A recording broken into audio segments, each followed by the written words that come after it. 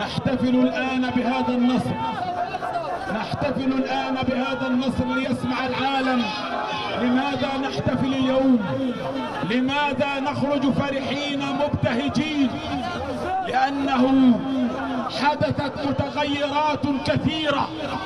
أراد العدو الصهيوني أن يفرض وقائع في القدس والشيخ جراح وفي بلادنا فلسطين، فانتفضت فلسطين من بحرها إلى نهرها، من شمالها إلى جنوبها، لتكون قلعة واحدة وشعبا واحدا في وجه هذا المحتل، لتقول كلنا فداء لفلسطين وكلنا فداء للقدس والأقصى.